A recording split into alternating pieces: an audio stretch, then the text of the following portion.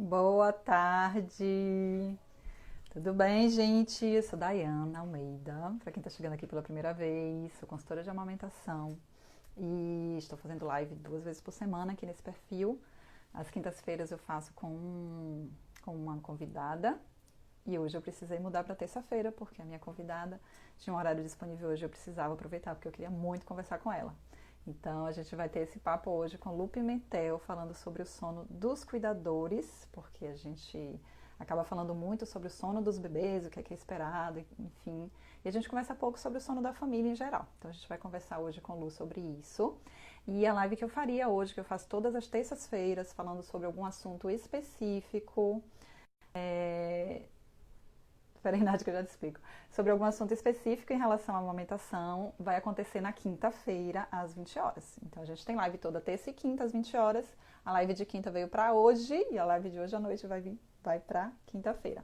Lu já chegou, deixa eu te chamar. Nath, todo mundo que entra, aparece um botãozinho aqui que eu posso assinar para vocês, dando boas-vindas. Mas eu não sei se vocês têm essa opção, entendeu? Mas que bom que você tá aí.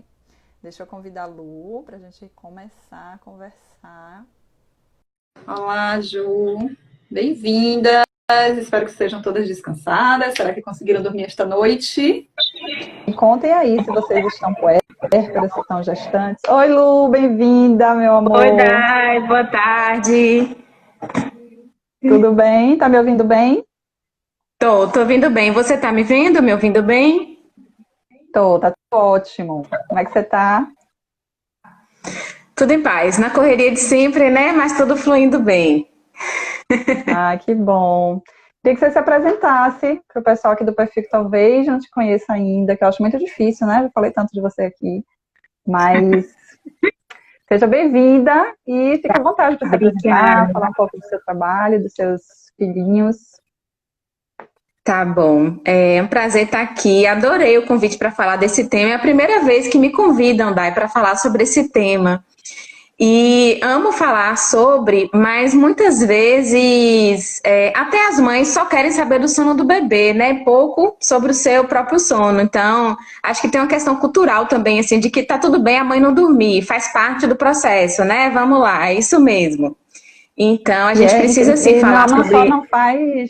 Não só faz, tá tudo bem, mas como é um troféu, tipo, ai, passei a noite toda em claro, como se aquilo fosse um troféu de uma boa maternidade, né? A gente precisa tirar essa coisa de que boa mãe é aquela que se sacrifica, né? Isso não tem nada a ver com boa maternagem ou má maternagem, né? Isso tem outra, né? É outra história, mas a gente vai falar mais sobre isso durante o episódio.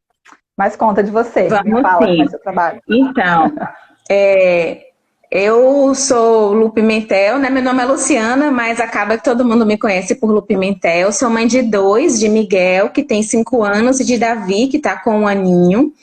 E minha graduação é em enfermagem, né? Eu sempre gostei muito de trabalhar com saúde da mulher, com saúde da criança, na área de saúde coletiva. Cheguei até a fazer mestrado nessa área, né? Sempre gostei muito de ensinar também.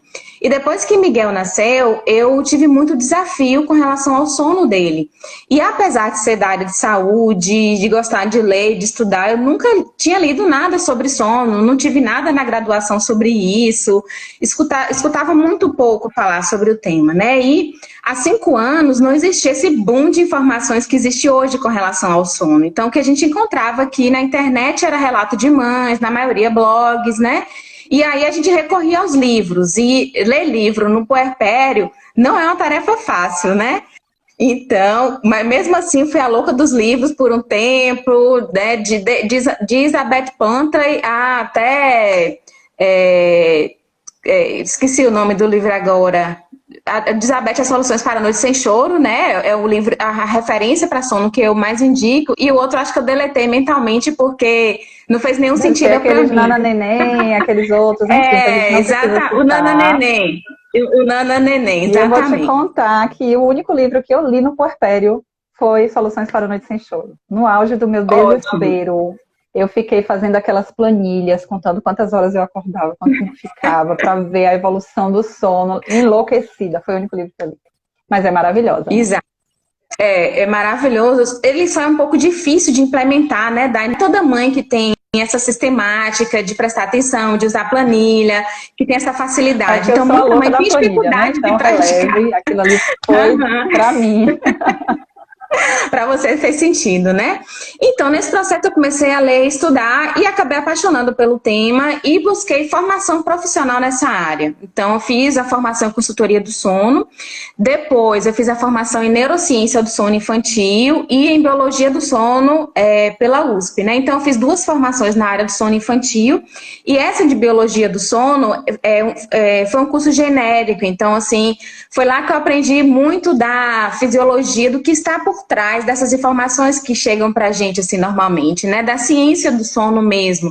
E o sono hoje é uma ciência, fala-se sobre sono não só de crianças, né, e de mães, mas da importância do sono para a vida, né, para a manutenção da vida. Então, é um tema que vem sendo estudado há algum tempo, mas muito pouco de literatura a gente encontra, né, se a gente for buscar com mais de 20 anos. Então, a maioria dos estudos são estudos recentes, de 20 anos para cá, né, descobrindo quanto o sono é importante para a nossa saúde, apesar de a nossa cultura ainda supervalorizar, perder sono, né, como se dormir fosse sinal de preguiça, de horas inúteis, né? Então a gente ainda tem essa questão cultural aqui, mas já se sabe o quanto o sono ele é imprescindível para a manutenção da saúde, né, e para a manutenção da vida.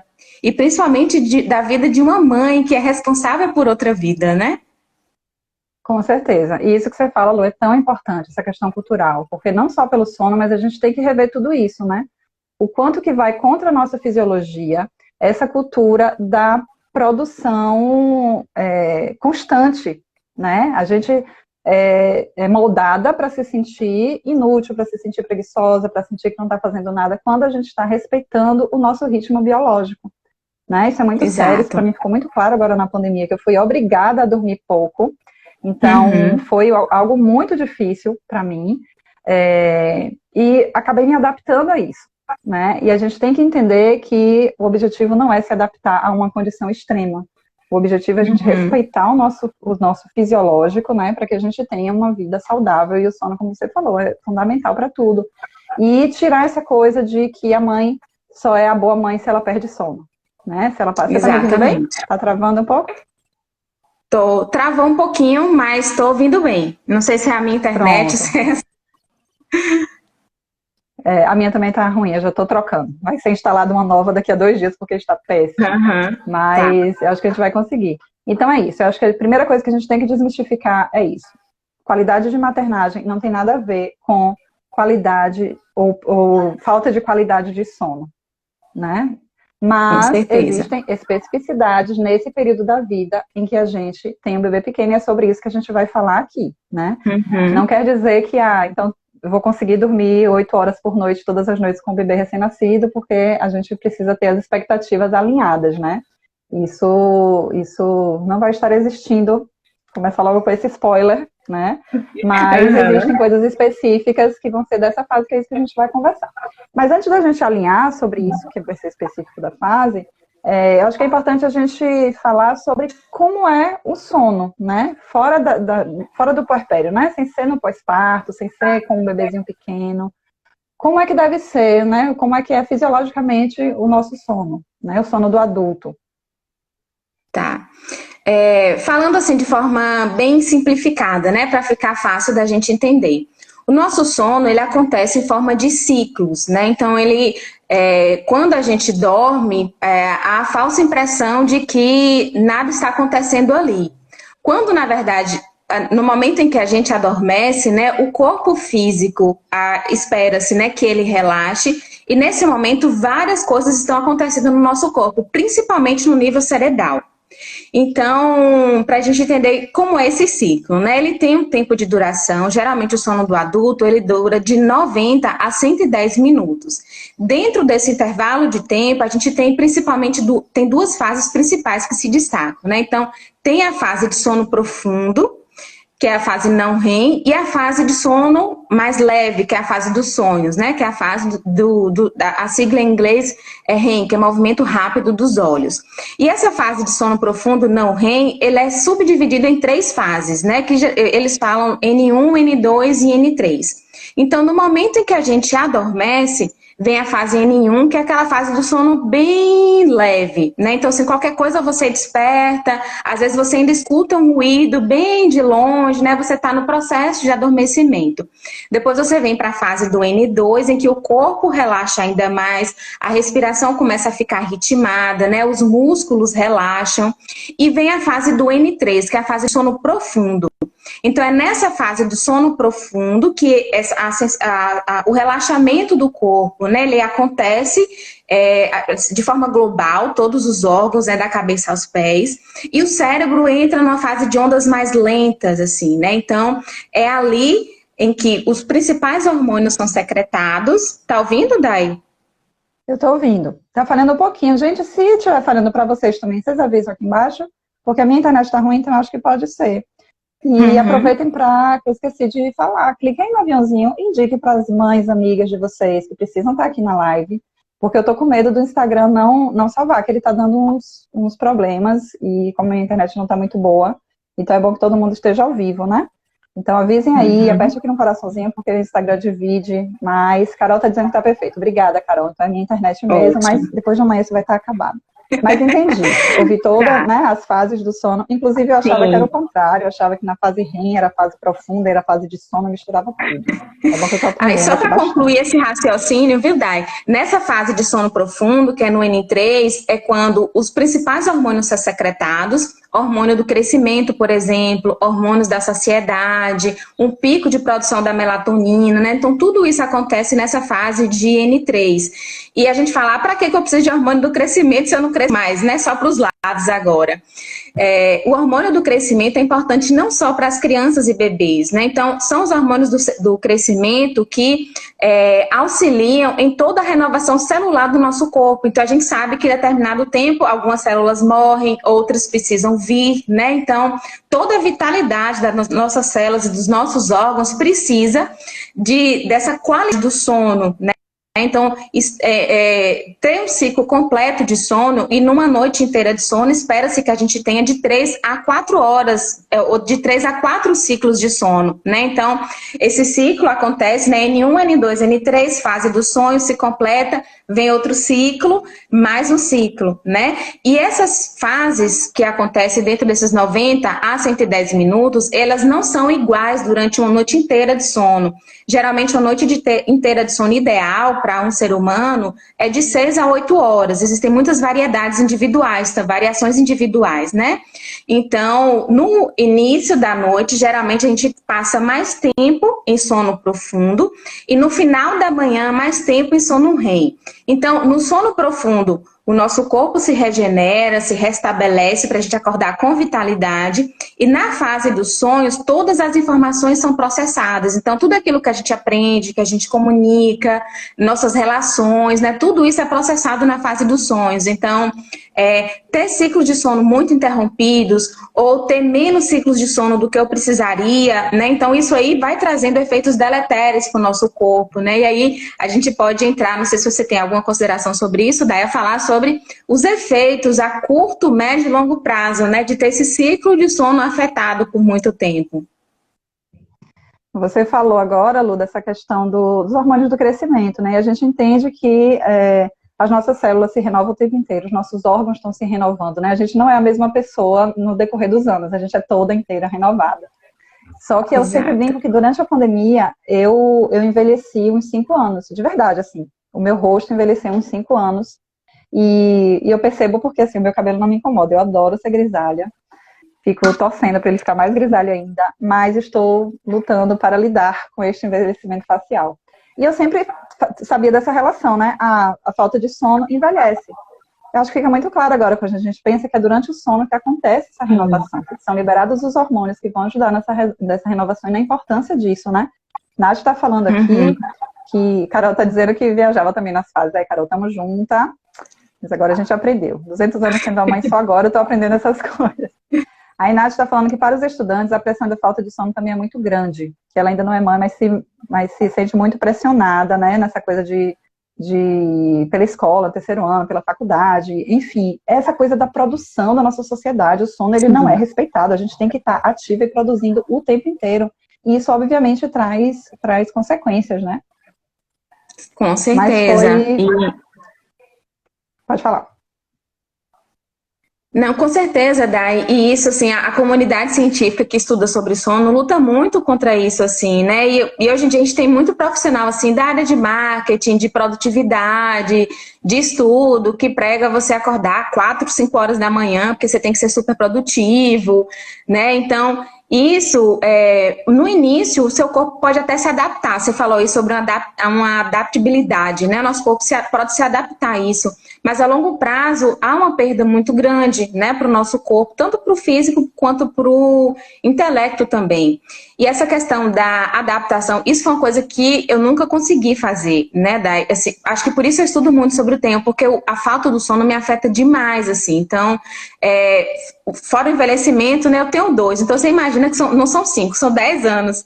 E como eu gravo vídeos para o YouTube, né, eu comecei a gravar há algum tempo, assim, Miguel estava bem pequeno. Quando eu olho para os meus vídeos, eu falo, meu Deus, como eu envelheci. Eu tenho essa teoria também de que cada filho envelhece a gente uns 5 anos, porque no início é inevitável você perder noite de sono, né? É comum, faz parte do processo, a gente perde, assim...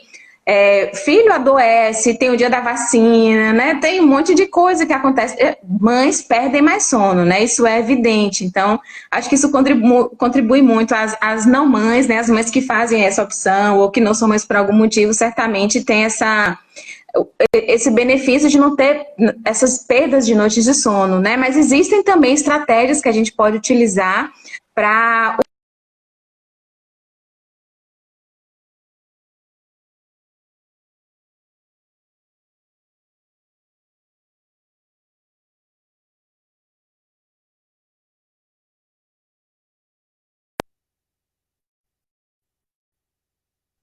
Oi, Lu, eu caí, não foi? Vocês me viram Não aí dá, paralisada? travou um pouco. Eu tive que mudar aqui a internet porque eu não estava te ouvindo. Eu espero que Tá. agora tenha melhorado de vez. Eu estava ouvindo até Uhum. você falando, né, que as mães têm essa coisa de acordar muito, né? Não vi o que você falou Isso. depois, mas Tá. assim, a coisa da falta de sono eu acho que vem antes dessa coisa de vai além da maternidade ou não. Vem dessa Sim. cultura, cigarro elétrica está aqui falando, não sei como é o nome, mas está como cigarro elétrica, está. Essa falsa produtividade é passageira e cobra um preço muito alto. É exatamente. Carol, eu acho que eu já botei, né? Porque eu mudei aqui a internet, ela disse que travou É. tudo. Gente, quem tiver pergunta, põe aqui na caixinha também, tá? Porque se de repente travar os comentários, eu acho que é mais fácil ficar aqui organizado. Mas é fundamental a gente entender, e é fundamental a gente entender também, que essa falta de sono durante a maternidade, ela é prevista fisiologicamente, né? Ocorrem alterações Uhum. no corpo da mulher, né? Porque assim, a gente entendeu como é o sono em geral, né? A gente falou um pouco sobre como essa cultura da gente é deletéria, no sentido de que a gente precisa se mudar essa cultura. Do mesmo jeito que você citou, né? Tem muita gente trazendo essa coisa do durma, produz enquanto eles estão dormindo, né? Chega um dia Uhum. né, onde eles não vão chegar, enfim. Tem muita gente indo na contramão, indo na mão do Sim. slow, né? De respeitar o seu ritmo, de respeitar o seu tempo, de valorizar os períodos de ócio, de valorizar os períodos de descanso. Acho que isso é fundamental. Mas a gente Uhum. agora está falando com mães mais recentes. Eu imagino que tem um monte de gente aí desesperada com a falta de sono. E eu acho que é importante também a gente falar como o nosso corpo, do mesmo jeito que ele se adapta a essa cultura louca, por exemplo, eu estou adaptada a dormir 5 horas por noite. Não é bom, quero me adaptar a dormir mais horas, isso está no meu planejamento mesmo, sério, real, porque isso é uma questão de saúde, mas a gente se adapta para além da maternidade. Durante a maternidade, a gente tem uma adaptação fisiológica mesmo do corpo, né? Então, tendo entendido como é o sono em geral, vamos agora falar o que é que acontece, né, para que nosso sono, durante o período de maternagem e de amamentação, ele seja realmente diferente e a gente sobreviva a essa fase, né, de passar 2, 3 anos sem dormir uma noite sem Aham. interromper. Aham. Eu achei muito engraçada uma pergunta que você recebeu, daí você me passou assim, quando é que eu vou Isso. voltar a dormir, né? E ela colocou até as risadas, assim. A minha teoria enquanto mãe é que a gente nunca mais vai dormir como a gente dormia antes de ter filhos, porque antigamente, assim, eu deitava, dormia numa posição e às vezes eu acordava 7, 8 horas depois na mesma posição, ou seja, sequer eu me movia, eu tinha um sono muito profundo. E isso é a primeira adaptação que o nosso corpo faz quando a gente é mãe, assim. Inclusive, eu tinha esse medo, falar, meu Deus, eu vou ter um filho, eu durmo pesado desse jeito, como é que vai ser se esse bebê acordar? Então, logo no início, o bebê ficava colado na minha cama, né, com esse medo de não despertar. E o nosso corpo se adapta a isso, né? Então, existem questões que são fisiológicas que vão além daquilo que a gente pensa, do que a gente racionaliza. Porque, afinal de contas, somos animais também, né? Então, a gente, às vezes, até esquece a nossa própria natureza. Então, existem coisas que são instintivas. Naturalmente, o sono de uma mãe, ele fica mais leve. Tem autores, inclusive, que falam que os ciclos de sono de uma mãe, ele encurta um pouco mais e uma mãe, ela consegue se recuperar com menos horas de sono do que uma pessoa normal, ou essa própria mulher, quando não era mãe ainda. Então, existem algumas adaptações fisiológicas no nosso próprio corpo, isso ainda não está totalmente desvendado pela ciência. Mas até quem passa pela experiência consegue falar assim, eu antes dormia muito, quando tive filho, tive muitas questões com relação ao sono dele, dormia menos horas de sono, mas conseguia viver relativamente bem, apesar das horas de sono, até isso se restabelecer, né? Então, naturalmente isso acontece. E o que a gente precisa fazer? Quais são os cuidados que nos ajudam a ter essa qualidade do sono? Porque, eu já sei que eu não vou ter 7, 8 horas de sono seguidas por algum tempo. Então, o que eu preciso fazer? Eu preciso que as horas de sono que me sejam possíveis sejam horas de sono de qualidade. E aí a gente precisa usar esses conceitos de higiene do sono, de cuidados com o nosso dia a dia, para que o nosso sono seja com qualidade à noite. E, inclusive... Antes de explorar isso, Lu, eu queria fechar essa coisa da fisiologia, né? Porque a gente vai entrar agora, acho que na parte que está todo mundo esperando, né? Que é, já sei, mas eu quero dormir, eu quero descansar e não aguento mais. E aí... eu acho importante a gente fechar isso. A Garra está aqui perguntando. Essas alterações hormonais no nosso sono, né, da mãe que amamenta, perduram durante toda a amamentação? Sim, porque tem a ver com os hormônios, né? São os hormônios que vão fazer essa regulagem dessas fases do sono, né? Enfim, e os hormônios têm a ver com a amamentação. Então, a mãe que amamenta exclusivamente, ela está com a prolactina mais alta do que a mãe que a filha já tem 2 anos, que mama 2 vezes por dia, né? Então, vai ser diferente durante a amamentação, mas vai perdurar enquanto houver amamentação, enquanto houver essa variação hormonal que vai ajudar. Mas, assim, não quer dizer que seja a mesma coisa para uma mãe que o bebê acorda 2 vezes na madrugada e uma mãe que o bebê acorda de meia em meia hora. São coisas diferentes. Então, não quer dizer que, tudo bem, a mãe que amamenta, ela está preparada para aquilo, ela aguenta qualquer coisa porque os hormônios vão ajudar. Não é assim, né?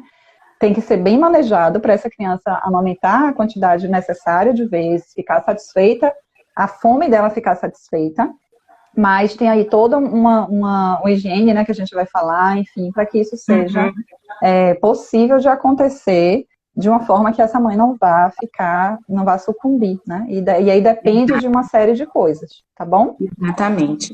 E aí que a gente vai entrar agora, né? E é muito importante também cada mãe se observar, porque não existe uma régua que é igual para todas. E como eu atendo muitas famílias, assim, naturalmente tem mães que chegam para mim com crianças já de quase 3 anos, que está há 3 anos dormindo 2, 3 horas por noite, assim. E a pergunta que eu não faço, obviamente, porque eu respeito, né, cada mãe, mas internamente eu me pergunto assim, eu jamais conseguiria passar tanto tempo sem dormir bem, sem surtar ou sem dar uma enlouquecida geral, porque meu corpo não suportaria. Mas ela chega para mim bem, quase não boceja, não vejo muitas olheiras. Então, assim, ela conseguiu, durante todo esse tempo, até entender, porque quando uma pessoa procura um profissional, né, tanto um profissional do sono, como uma consultora em amamentação, quando você percebe que aquilo chegou numa linha que você não dá mais conta. Então, assim, e essa linha aí depende de cada família. Exatamente. Tem mães que, inclusive, querem se antecipar, porque nem querem chegar nessa linha, e ótimo também que seja assim, porque existem trabalhos preventivos. Essa live é um trabalho preventivo, né? De autocuidado como prevenção, não esperar acontecer. E já tem outras mães que chegam para mim com bebês acordando 2, 3 vezes à noite, mas cada despertar do bebê, ela leva 1 hora para conseguir pegar no sono novamente. Então, aquele despertar para aquela mãe significa 1 ou 2 despertares, afeta extremamente o sono dela. Ela já está há 1 ano assim, né? Então, para a gente também nós temos a tendência de sempre nos comparar e não dá para medir com a mesma régua o meu sono ou o sono da outra mãe ou da minha irmã, de quem quer que seja. Assim, eu preciso me observar como eu estou acordando, como eu estou durante o dia, como eu estou me relacionando com meu bebê, como está a minha produção, porque o sono também ajuda na produção do leite, né? Não só o sono noturno, um bom cochilo durante o dia ajuda nessa produção. Então a gente precisa se observar e logo no início assim, eu percebia claramente, quando eu conseguia dormir mais horas seguidas, não só porque eu fiquei algum tempinho sem amamentar, mas assim que esse bebê começava a sugar, eu percebia vinha esse leite bem mais rápido, né? Aquele leite, porque é a sensação de relaxamento que a gente tem, naturalmente esse leite começa a fluir, né? A citocina começa a fluir ali. Exatamente, a gente não tem cortisol, a gente reduz o nível de cortisol. Quando você está muito cansada, né? Privada de sono, você está com o nível de cortisol, de adrenalina lá no alto. Então, a gente precisa do descanso. Eu sempre falo nas consultas pré-natal que a gente precisa desse planejamento para que a gente consiga descansar. Isso não é supérfluo, gente, de verdade. De verdade, não é supérfluo. É fundamental para o sucesso da amamentação que a mãe consiga descansar. E para isso ela precisa de rede de apoio. Pode não ser uma rede de apoio pessoal nesse momento de pandemia, mas ela precisa estar cercada de outras coisas para ela não ter que pensar em nada. Na hora que o bebê dormir, ela poder deitar junto e descansar realmente. Não ter que ficar pensando na conta que vai, né, que tem que pagar, que vai esquecer a data, que o mercado que tem que fazer, tem que pedir, tem que ter um planejamento para que essa mãe consiga descansar quando o bebê descansa, porque isso é fundamental para o sucesso da amamentação, para produzir ocitocina, para essa produção estar adequada ao que o bebê precisa. Então, vamos levar isso a sério, assim, não é uma questão de que, agora só quer dormir. O bebê pode ter 6 meses, pode ter 7 meses, não importa. O descanso da mãe é fundamental. Esse trabalho que ela está fazendo de amamentar um outro ser precisa ser respeitado e as pessoas precisam dar para ela o direito dela descansar enquanto ela não está fazendo isso, ou durante o tempo que ela está fazendo isso, né? Mas, diga, pode falar, Lu. E essa mãe precisa não se sentir culpada quando ela está cochilando, porque as mães me relatam muito isso, quando eu falo, olha, você precisa descansar. Algumas mães, inclusive, têm rede de apoio, ou tem uma mãe em casa, ou tem uma funcionária que pode ficar com o bebê, mas ela me fala, Lu, mas eu me sinto tão culpada de meu filho estar em casa com outra pessoa e eu dormindo, né? Então a gente precisa desapegar dessa culpa e desapegar de dar conta de tudo, porque é impossível dar conta de tudo, do trabalho, da casa, da administração, do cuidado com esse bebê, do próprio cuidado, de todo o mercado, de administrar a conta, a casa, não dá. A gente tem que fazer escolhas, né? E a escolha nesse momento, nesses primeiros meses, precisa ser priorizar a sua saúde, o seu descanso, a sua alimentação e esse bebê. Então essa mãe precisa estar rodeada de cuidados, como você falou, né, Dai? Cuidando dos outros detalhes que são muito importantes para que essa mãe cuide desse mais importante e a gente entender que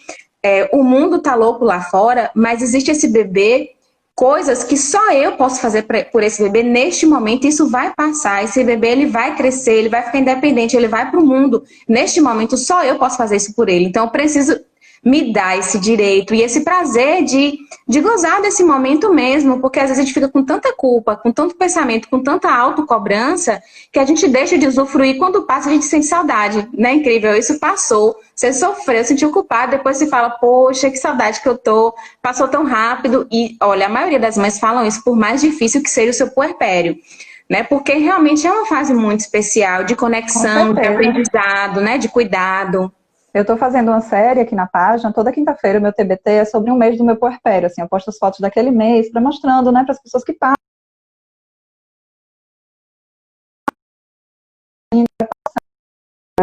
Que a Lu travou aqui, não sei se foi a minha internet, voltou, né? E assim, e dá saudade mesmo. E assim, quem conhece sabe que meu puerpério foi muito punk, mas a gente olha para trás, nossa, que saudade daquele período que a gente podia deitar no meio da tarde juntas e dormir, assim, eram os momentos mais gostosos. Mas a Aninha tá aqui dizendo pra gente que ela quer dicas, que ela precisa dormir. Bora pra ela dicas. Tá sofrendo com a privação de sono. Aninha, as dicas já começaram, elas estão meio subliminar, mas a primeira dica, muito importante, inclusive, que é praticar o desapego. Que coisas eu posso abrir mão neste momento para poder cuidar de mim, do meu bebê e do nosso sono, né? Então, que atividades eu estou fazendo que eu posso terceirizar, que eu posso deixar um pouquinho para depois, né? Isso é independente da idade que o seu bebê está, né? Então, já que eu sei que eu não vou ter tantas horas de sono seguidas à noite, que é um processo para que isso aconteça, né? Então, eu preciso entender o que de dia eu posso abrir mão para conseguir descansar um pouco, porque esse descanso do dia nos ajuda também a recuperar um pouquinho dessa energia da noite, né? Então, quando eu acordo, esse bebê acorda. Geralmente bebês são matutinos, ou seja, eles têm o hábito de acordar cedo, 5h30, 6, 6h30. A grande maioria dos bebês não estão dormindo mais depois das 7 horas. Mas esse sono, nesse final de manhã, ainda pode ser muito produtivo para essa mãe. Então, esse bebê acordou, essa mãe amamentou, outra pessoa pega esse bebê, vai entreter, ele vai conseguir ficar aí 2 horas e meia, depender da idade, né? No mínimo, 1h30, se for um bebê muito pequeno, ele consegue ficar sem mamar, se é amamentação exclusiva, e essa mãe pode ter ali mais 1h30, 2 horas de sono no final da manhã. Já ajuda muito a recuperar esse sono da noite que ficou entrecortado, né? Pelas amamentações ou pelos despertares. Então, acordou, alguém já cuidou desse bebê, né? Enquanto essa mãe pôde descansar um pouco mais. Não é possível, não tem ninguém para ficar. A depender da idade, esse bebê, logo que ele acordou, ele vai precisar fazer uma soneca. Então, enquanto esse bebê está acordado, então, é bom que esse bebê tenha um ritmo para o seu dia, né? Minimamente uma rotina, que é uma sequência de atividades, para que a mãe possa se organizar. Então, assim, por exemplo, no meu puerpério imediato, né? Do segundo filho foi muito mais difícil, porque eu precisava administrar a demanda com os dois, né? Então, assim, me ajudava muito a acordar e tomar um banho. Então, assim, eu acordava, amamentava. Tinha dias que alguém podia ficar, tinha dias que não dava. Então, ele mamou, eu colocava aquelas cadeirinhas de bebê que eu colocava na frente da porta do banheiro. Essa cadeirinha, para mim, foi salva-vida. Salvação. Na frente do banheiro, tomava meu banho, lavava meu rosto, colocava uma roupa para tirar aquela camisola, para não ficar de camisola o dia inteiro. E já dava para correr e comer alguma coisa antes desse bebê precisar mamar e dormir de novo, né? E quando o maiorzinho estava na escola, na primeira ou segunda soneca, eu já conseguia dormir um pouco se eu não tinha dormido bem nessa noite. Se eu tinha dormido bem, não precisava, né? Então, a gente se organizar nessa rotina ajuda a entender em que momentos eu posso descansar ou ter as necessidades supridas, porque o sono da noite ele é muito influenciado por tudo que acontece durante todo o dia. Isso serve para os bebês e serve para a gente também, né? Então, tanto que fala-se sobre, quando a gente fala de ciclo de sono, usa a palavra aí, vigília, né? Vigília, sono. Vigília é o tempo que a gente passa acordado. Então, o que a gente faz quando a gente está acordado influencia no sono da noite. Então, ter horários previstos para as coisas, né? Alimentar bem durante o dia. Existem alimentos que prejudicam mais o sono, então muitos alimentos ricos em açúcar, farinha branca, então são alimentos que a puérpera deve evitar, né? Comer carboidratos mais energéticos, tubérculos, raízes, né? Para dar essa energia que a gente precisa sem virar logo o açúcar. Porque o açúcar dá aquele pico, mas logo ele cai. E aí vem aquela sensação de mal-estar. Então, às vezes, a gente passa o dia nessa sensação de mal-estar. Por conta da alimentação também. Então, cuidado com a alimentação da puérpera é muito importante e ajuda no sono. Eu sei que falar sobre atividade física, abrir a boca para falar isso, já vem uma risadona logo na frente, né? Porque no meu primeiro filho eu só consegui colocar uma atividade física, praticar, né? Porque esteve na minha agenda por muito tempo, depois dos 2 anos de idade. Mas muitas vezes é por questão de prioridade. Eu sempre priorizava outras coisas. Eu queria fazer um monte de coisa e não cabia o meu autocuidado ali. Então, cada mãe... Lu, eu acho que naquela época, né, quando a gente teve filho, a gente não tinha passado pela pandemia, a gente não tinha experienciado ainda a possibilidade que a gente tem de fazer em casa. Exatamente. Não é uma coisa tão comum, mas hoje você consegue fazer 20 minutos de yoga com um vídeo no YouTube, né? Você consegue fazer funcional usando o bebê. Tem professores de pilates de mãe e bebê, por exemplo, dando aula online. Então, a gente não vai fazer isso com um bebê de 1 mês, porque a gente vai estar completamente, né, surtada. Mas, à medida que as coisas vão se organizando, vai sendo possível a gente priorizar isso. E é sempre isso, priorizar o cuidado, saber que isso é uma questão de saúde, isso não é supérfluo, né? Eu acho que quando a gente coloca isso como uma prioridade, a gente organiza as coisas de forma a gente dar conta, né? Uhum. Tem até programas, né, profissionais que fazem programas de exercícios de intensidade de 3 minutos, de 5 minutos, né? Então, gente, o que é 3 minutos? É um áudio que a gente grava no WhatsApp. 5 minutos é um áudio que a gente grava ali no WhatsApp, né? Então, pensar, acordei, bota um tênis, uma roupa, né? E na hora que der, com esse bebê mesmo ali, boto uma música e danço, né? Então, são detalhes que fazem uma grande diferença, mas eu sei que é muito difícil incorporar um hábito novo, assim. Mas a gente coloca, hoje não deu, é meta, amanhã eu vou tentar de novo, sabe? Não desistir, porque o exercício físico produz endorfinas, melhora todo o nosso funcionamento. E assim, recentemente, essa pandemia mexeu com todo mundo, né? Obviamente. E eu zerei, não estava praticando nenhuma atividade, estava me vendo extremamente irritada o dia inteiro, estourando com meu filho. E aí, né, conversando com a terapeuta, ela, Luciana, cadê sua atividade física? Vi, não estou fazendo há algum tempo.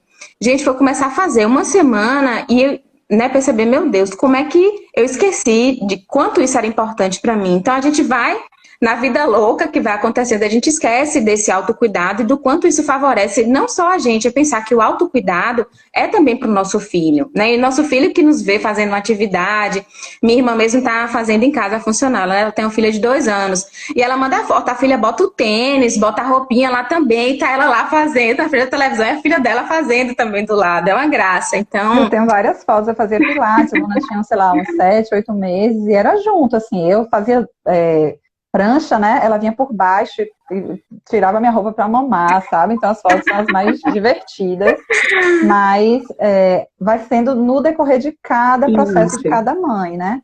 com Deixa isso no certeza. seu radar, se você não consegue ainda no primeiro mês, no segundo mês, no terceiro mês, mas isso estando no seu radar, você dando a importância disso, isso começa a se encaixar. E no momento que você percebe o quanto aquilo retroage no seu comportamento, no seu bem-estar, né? Aquilo ali vai se incorporando, né? A um hábito que vai ajudar no sono, né? Como você está Com falando aí. certeza. E pelo amor de Deus, não se sinta culpada se você estiver fazendo atividade física, porque até isso tem mãe que se sente culpada. Ou escuta críticas, olha lá ela, deixou o filho para ir para academia, né? Olha lá ela, deixou o filho para fazer uma caminhada na orla. Então, a gente precisa desmistificar isso, né? Infelizmente, às vezes até pessoas da própria família fazem esse tipo de comentário, porque eu já escutei clientes minhas falando isso. Alô, tô fazendo, mas escutei de tal pessoa esse tipo de comentário, que aí mina totalmente a nossa autoconfiança, né? Esse benefício que essa atividade estaria fazendo. Então, escute o seu corpo, a sua necessidade, esses comentários, esses pitacos, a gente vai deixando para lá, né? Então, sempre lembre que o autocuidado, o cuidado com você mesma é também um cuidado com o seu filho, né? E recentemente, Dai, eu li, né, um estudo científico falando sobre como o emocional dos pais influencia no sono dos filhos. Então, foi feito um estudo avaliando o comportamento, como estava o emocional desses pais no momento de colocar o filho para dormir e como influenciava. Então, pais tranquilos, pais que estavam bem, que estavam disponíveis, que acolhiam essa criança na necessidade dela, contribuíam para que o sono dessa criança fosse melhor, tivesse menos despertares, né, fosse um sono menos agitado. Então, o científico aí mostrando para a gente o quanto esse cuidado, né, nosso influencia nas nossas crianças, e isso é muito claro. Como eu trabalho com muitas famílias, muitas vezes o comportamental tá ok, organizou rotina, esse bebê tá fazendo boas sonecas, tá dormindo no quartinho dele, ou na caminha dele, ou tá conseguindo adormecer de forma independente, mas continua acordando. E quando a gente vai investigar mais a fundo, essa família tá com alguma questão emocional, essa mãe tá extremamente agitada, ou cansada, ou ansiosa com alguma coisa, e esse bebê não relaxa. O sono é um momento de afastamento do bebê e nosso também, né? Então, se eu não consigo processar emocionalmente a possibilidade desse afastamento para que o meu corpo descanse, eu vou ficar acordando. O meu sono vai ficar entrecortado. Então, funciona isso para o bebê e funciona para a gente também, né? Então, se emocionalmente eu também não estou bem, estou ansiosa, estou com aquela preocupação exacerbada e o meu bebê está bem de saúde, né? Isso influencia, sim, no meu comportamento de sono e no comportamento de sono do bebê. Então, são coisas pouco faladas, né?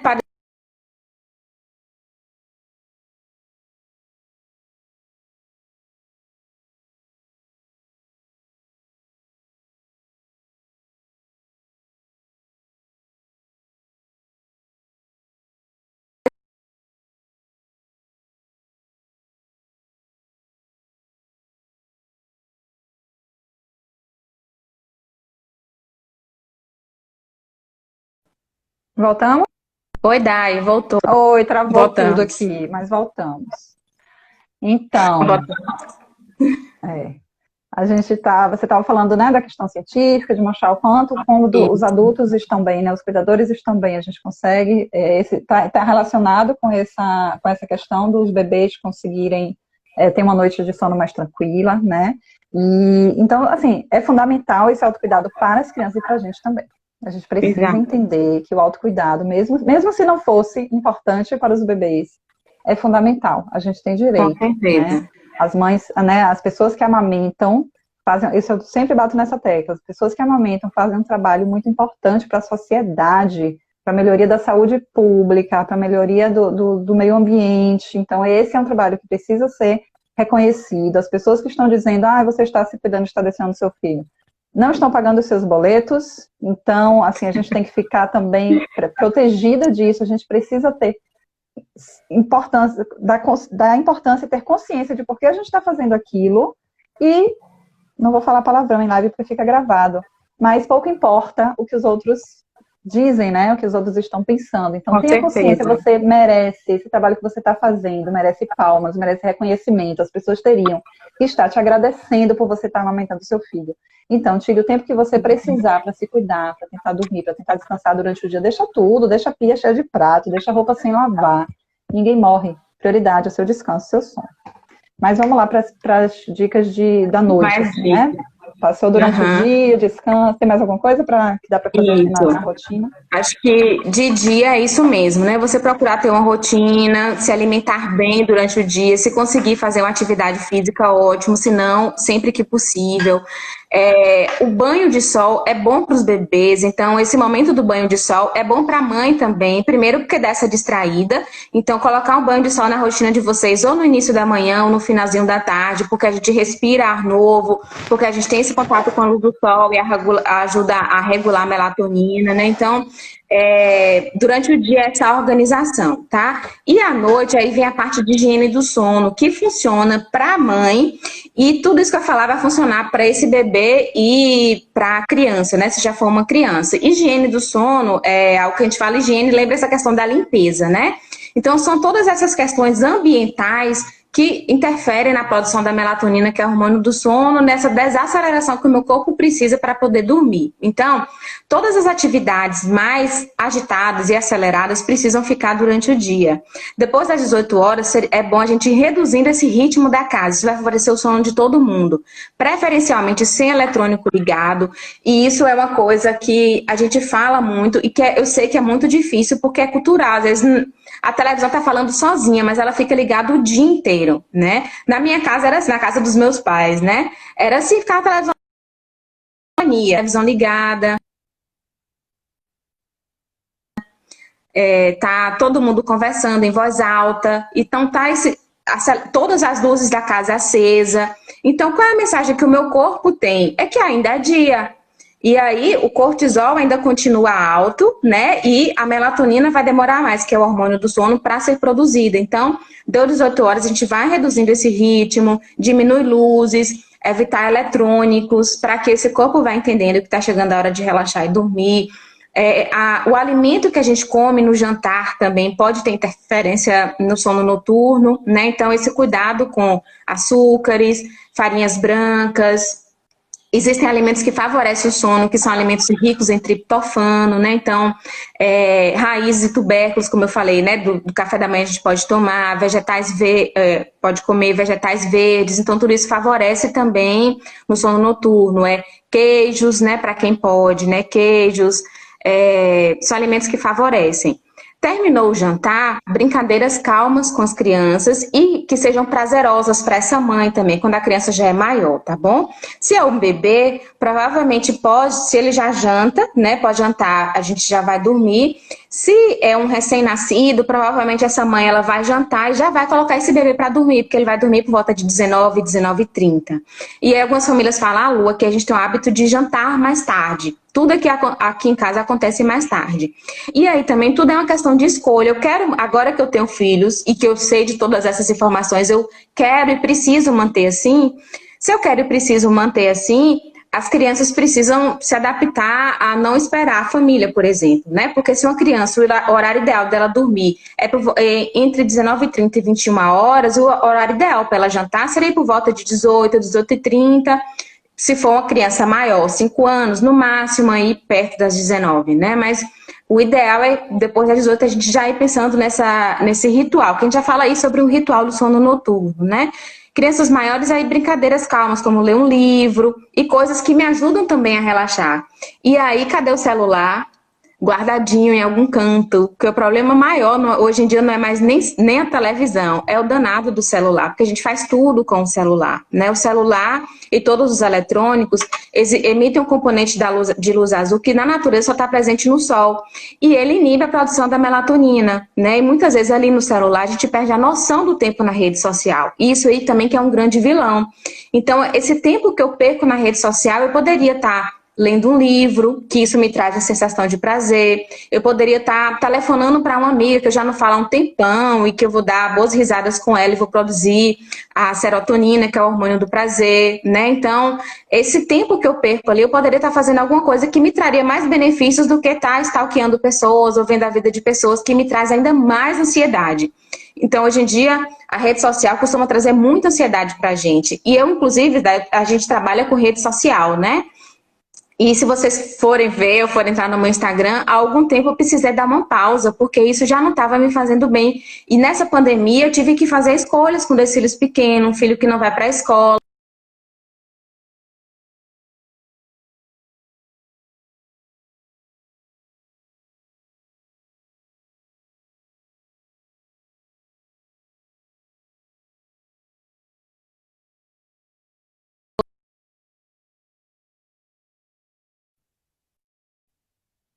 Voltou? Oi, Dai.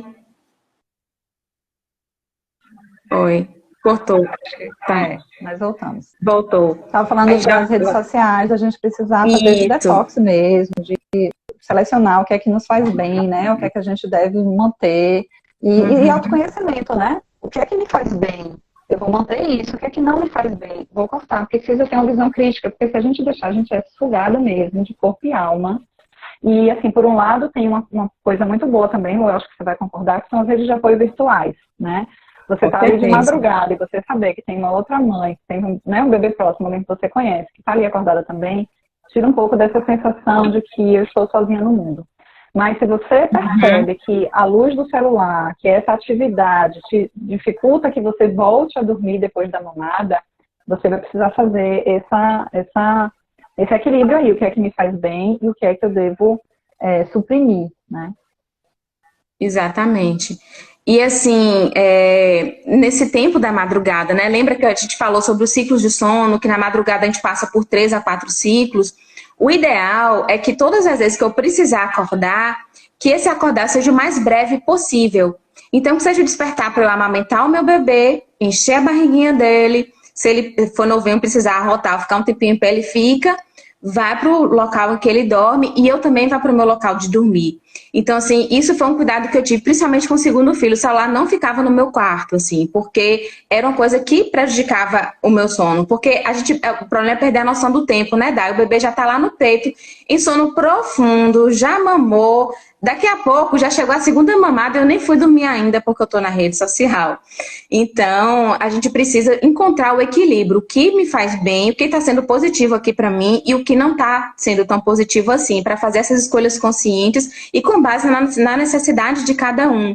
E se para mim faz bem nesse momento de mamada, porque eu me mantenho desperta, eu fico atento ao meu bebê para que essa mamada não dure muito e eu sei o meu limite ali, que eu tire toda a luz desse aparelho de celular, né? Hoje em dia a gente tem essa opção de tirar a luz da tela, deixar o mais escuro possível, porque essa fonte de luminosidade ali também está afetando a melatonina desse bebê que está sendo produzida. Então não é só a luzinha que afeta, né, o sono da mãe, mas também a gente está amamentando essa mãe, essa fonte de luminosidade está ali também interferindo no sono do bebê. Então muitas vezes um despertar que seria rápido, ele mamaria e voltaria a dormir, com aquela luz ali, ele pode ficar mais desperto, e aí ele não dormir depois da mamada, e você ter que ninar esse bebê, e vai demorar muito mais. Então, é importante essa observação, assim, com relação ao eletrônico. Hoje em dia, um dos temas mais discutidos quando se fala de sono é o uso do eletrônico, porque a gente está aprendendo a fazer o uso racional desse. A gente ainda está entendendo como é a gente no meio desse mundo, a nossa geração principalmente, né? A gente nunca teve, antigamente não existia, hoje em dia existe, a gente está aprendendo ainda a. Esperamos que, se a gente aprender a fazer uso racional, os nossos filhos já saibam, né? Quando eles estiverem na idade de ter um aparelho de telefone. Então, eu penso muito nisso. O meu uso racional, com certeza, vai influenciar positivamente no meu filho. E Carol tá dando um relato interessante aqui, que ela disse que é uma regra forte lá, ela não pegar o celular de madrugada, porque ela ainda, né, se ela pegar durante a amamentação, ela não volta a dormir. E Carol trabalha com, né, eu conheço a minha amiga que faz a social media aqui do GNH, e ela trabalha com isso, ela passa o dia inteiro grudada no celular, então ela imagina o esforço que ela tem que fazer para durante a madrugada ela desligar completamente. E ela, inclusive, perguntou, Lu, não sei se você já concluiu a parte das dicas, se tiver mais coisa. A gente pode participar com as perguntas daí. Porque Carol foi uma das que fez a pergunta e ela faz cama compartilhada ainda. O bebê tem 2 anos e 4 meses, Léo ainda, né, já tem 2 anos e 4 meses, mas eles fazem cama compartilhada e ele ainda acorda muito para mamar. E aí ela queria saber.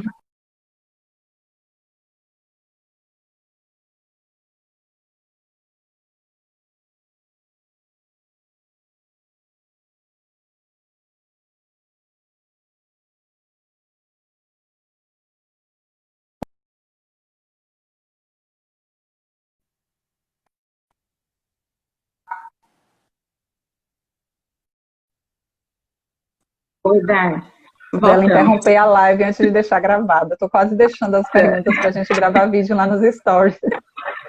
Mas vamos responder se a gente não conseguir. A gente tem 5 minutos ainda para terminar. Mas diga aí, responda a Carol. Deixa eu ver se eu entendi, porque cortou na pergunta. O filho dela tem 2 anos e 4 meses. Tem 2 anos e 4 meses, ainda acorda muitas vezes durante a noite, eles fazem cama compartilhada e ela quer saber como melhorar o sono dela. E a gente já sabe que ela não usa celular, que ela já contou que ela não pega o celular de madrugada. Tá. Algumas coisas precisam ser avaliadas aí e o objetivo deles, né? Se for manter a cama compartilhada por mais um tempo, entendendo que isso não é um problema, né? Que quer continuar mais tempo assim, o que facilita a questão assim, o bebê tá do lado da mãe, o peito muito fácil, né? A gente sabe que o leite materno tem um cheiro que eles sentem à distância, né? Então, ele vai solicitar mamar muito mais vezes do que ele precisaria. Então, o que ajuda na cama compartilhada? O bebê não ficar exatamente do lado da mãe, né? Então, pode ficar entre o pai e a parede, por exemplo, para evitar o tempo todo estar solicitando a mãe para mamar, né? Isso a gente está falando de uma criança maior, né? Porque a recomendação de cama compartilhada com recém-nascidos é justamente a mãe do lado, porque os hormônios deixam a gente mais alerta, né? Para as pessoas não confundirem, achar que a gente está recomendando. Então, cama compartilhada de recém-nascido, muito cuidado. O recém-nascido fica entre a parede e a mãe, e o pai fica do outro lado. Lu tá falando de uma criança maior. Pelo menos até 6 meses, né? Isso. Pelo menos até os 6 meses. A gente está falando, tudo que eu estou falando aqui é para a pergunta em específico de Carol, né? Então, só para a gente, é a resposta para a pergunta de Carol, porque tem muito disso, existem as questões individuais que a gente tem que levar em consideração, né? Então, no caso de Carol, o filho dela já tem 2 anos e 4 meses, e ela sente que está mamando mais do que precisaria, e que isso está interferindo no sono, porque isso também é importante. Porque às vezes tá tudo bem para a mãe também, tem um filho com 2 anos e 4 meses que, né, tá ali. No caso de Carol, ela já sente que isso está interferindo no sono dela, ela quer ter alguns cuidados. Então, aí para Carol, ou para algumas mães que tenham condições semelhantes a isso, né? Então, aí, separar a distância, ou colocar um rolinho de coberta um pouquinho na frente, né, para não ter esse acesso direto, assim, né, então dificultar um pouquinho ali, trocar o sutiã e a blusa do início da noite, né, para evitar um pouquinho esse cheiro aí com esse bebê, e quando ele acordar e pedir para mamar, isso eu sei que foi com um intervalo menor, procurar, mesmo na cama compartilhada, acalmar sem dar o peito. Como fazer isso? Pode ser deitar de conchinha, por exemplo. Mesmo ele reclamando um pouco, coloca ele de costas para você. Faz, filho, agora é hora de dormir. Não tem mamar agora, né? Então, isso é um cuidado que você pode ir trabalhando com ele. Porque às vezes ele faz instintivo às vezes, né? De estar ali procurar, porque ele já sabe, já sente o cheiro. Às vezes já vai com a boquinha aberta, assim, né? E se for fácil, então, o acesso. Então, são essas questões, assim, e conversar com ele durante o dia. 2 anos e 4 meses, ele já entende muitas coisas, então pode ir falando que a mamãe precisa dormir, né, e aí também vai muito, não sei se é o objetivo de Carol fazer o desmame noturno, começar as reguladas noturnas, então acho que isso tem algumas questões muito individuais aí, né, Dai, que não dá pra gente generalizar, assim, precisa entender muito o que. Mas é importante a gente saber que é possível, tá? Porque tem muita mãe que acha que precisa interromper a cama compartilhada para conseguir fazer o desmame, e não precisa, Não gente, é possível fazer o desmame, mesmo na cama compartilhada. Eu queria responder a última pergunta antes da gente cair, que foi de Camila. Camila é mãe de gêmeos, ela nem deve estar aqui agora, mas ela perguntou se pode ordenhar o leite para uma outra pessoa ofertar. E pode, tá, gente? Isso é possível. A gente tem que ter cuidado com 2 coisas. Uma, que isso não pode ser constante, tipo, eu vou ordenhar porque de noite outra pessoa dá e eu vou dormir a noite inteira, porque a prolactina tem o seu pico à noite e precisa desse estímulo na madrugada. Mais uma vez ou outra, ninguém vai morrer se você conseguir dormir e outra pessoa está oferecendo. E a forma como ofertar esse leite. Então, tem que ser ofertado de forma que não prejudique a amamentação, que não faça confusão de bicos. Então, não usar bicos artificiais, não dá na mamadeira. Essa outra pessoa precisa oferecer na colherzinha ou no copinho, né? Então, são formas desse bebê tomar esse leite sem prejudicar. E é possível, sim, que essa mãe tenha esses períodos de descanso, né? Seja durante o dia, seja durante a noite. Lu, tem um monte de gente aqui falando, agradecendo, Naninha agradeceu, Jane disse que suas dicas foram ótimas e que fez toda a diferença ter, né, o segundo filho. Conta para as pessoas onde é que elas podem te encontrar para continuar esses papos, para tirar dúvidas. Pronto, pode ser no meu Instagram mesmo, Lu Pimentel Oficial. Eu já consegui me organizar nessa quarentena, então já até para fazer live, porque eu não estava fazendo, né, até então. Já estou voltando a fazer lives, vou voltar a gravar vídeos, a produzir mais conteúdo, assim, e mais amadurecido também, porque esse período de quarentena foi um processo muito bonito. Eu quero até compartilhar também, assim, de voltar para dentro, de me entender nesse processo de sono, né, porque hoje em dia tá mercadológico, todas essas questões, e a gente precisa ir além disso, né, então eu vou produzir muito conteúdo voltado para isso, e as dúvidas, as contribuições me ajudam muito, assim, a entender melhor o que as mães exatamente estão precisando, né, então gosto muito de conversar, podem mandar mensagem para mim, se eu demorar um pouquinho de responder... é maravilhoso. Se eu demorar um pouquinho, eu posso demorar um pouquinho para responder, mas respondo todo mundo que manda mensagem para mim, eu respondo os comentários também, então vocês podem fazer contato. E isso que Carol falou de colocar para dormir em cima dela, não é muito bom, Carol, porque primeiro você pode ter um problema de coluna a longo prazo, né? Porque com 2 anos e 4 meses ele já tá bem grandinho e vai ficar cada vez mais difícil ele entender o cantinho dele de dormir, né? Então, o momento de mudar de quarto ou de cama, cada família deve fazer essa escolha bem consciente e conversando, né, com essa criança, mas é interessante que ela vá observando o seu espaço, mesmo que seja na cama dos pais. Esse cantinho é o cantinho que eu durmo.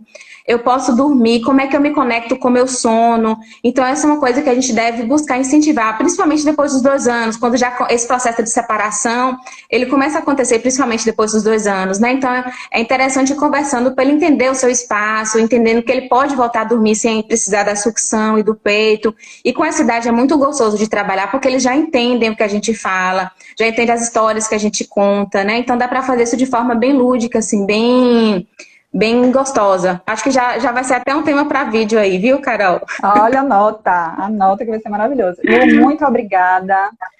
Vou aproveitar para contar. Gente, já contei para vocês que eu montei um plano de planejamento, né, para amamentação puerpéria. E você falando aí, eu tenho mais certeza ainda da importância disso, porque para a gente poder se organizar para ter atividade física, para ter uma dieta que favoreça o sono, para a gente poder descansar, para a gente ter uma rede de apoio, a gente precisa planejamento. Então, a gente vai abordar isso no programa. E a gente vai ter um bônus especial de Lu falando sobre o sono dos bebês, que eu fiquei muito feliz dela ter aceitado isso. E quero convidar todo mundo que esse programa vai ter uma semana gratuita no começo dele, de 1º a 9 de outubro. Eu vou fazer uma semana de aulas falando sobre puerpério, sobre amamentação, sobre tudo que vem depois do nascimento. Porque até pra gente se planejar, né, Lu, a gente precisa saber o que esperar. E a gente chega lá só se preocupando com o nascimento do bebê e depois tudo some. Então, eu vou passar de 1º a 9 de outubro, a inscrição está aqui na bio, para a gente falar o que é que vem depois do nascimento, para a gente poder se planejar, a gente precisar conhecer isso, né? Então, convido todo mundo a participar, se inscrevam aí no link, E conheçam o canal de Lu, que é muito maravilhoso, o canal dela do YouTube, ainda mais que ela está falando que vai, né, colocar coisas novas. E muito obrigada a todo mundo que está aqui. Compartilhem a live, né, para que outros cuidadores, né, outras pessoas que amamentam tenham acesso a essas dicas, a saber, e principalmente a saber que precisam se priorizar e que isso é muito importante, tá bom?